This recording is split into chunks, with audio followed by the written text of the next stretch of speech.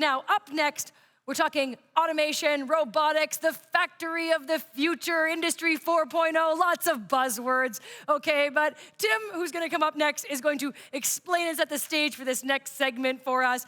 Tim is the investment manager with Plug and Play. Tim, welcome to the stage.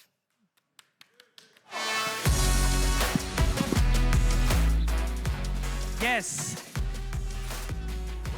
What's our topic? Our topic is Industrial 4.0 and automatization. And what brings Industrial 4.0 and industrialization on the next level is physical AI and the software-defined stack in factories.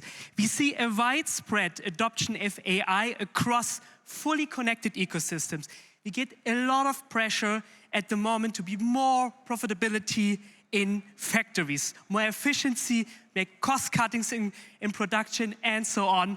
Plus, in combination with labor shortages and demographic shifts. On top of it, we see more and more connected industrial IoT networks. We see ultra-low latency connectivity spreading across factories, which enables a more connected factories and more opportunities for software-defined automatization and startup solutions here. If you only look at the market segment and the growth, we will see that at the moment, the market is valued at 50 billion. And it will grow with a CAGR of around 15% over the next 4 years to over 30 billion. Already, companies stated that over the next years, they will expand their AI budget for factory automation over 80%. 64% already have AI factory automation projects in place, and another 28 are thinking about it or already started the assessment and the pilot phase. Also, we as Plug and Play, we made our bets in the advanced manufacturing space, like, for example, industrial automation. We placed here our bet in Dyna Robotics, very fast-growing companies. In sensing technologies, we made a very good bet in Archetype, for example, for an embedded system in Celus from Munich, as well as in the agentic workflows, we invested into Nexa AI from the US. And if we only look in where's the biggest hype, then the biggest hype is in robotics. If we look how much was invested over the last 2 years, only in the robotics space, it's over 7 billion per year. But I have to say, the round sizes are going lower.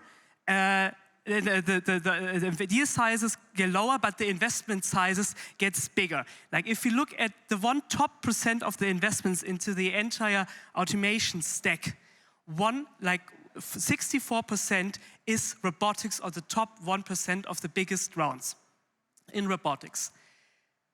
Also, companies we know, like Google, Mercedes, Nvidia, they are investing more and more in robotics and physical AI.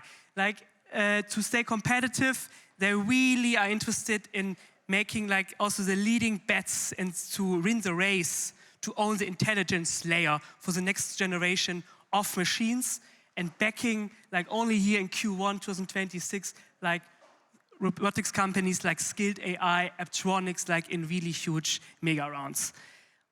Also, one of the most hyped topics in robotics is the topics of humanoids.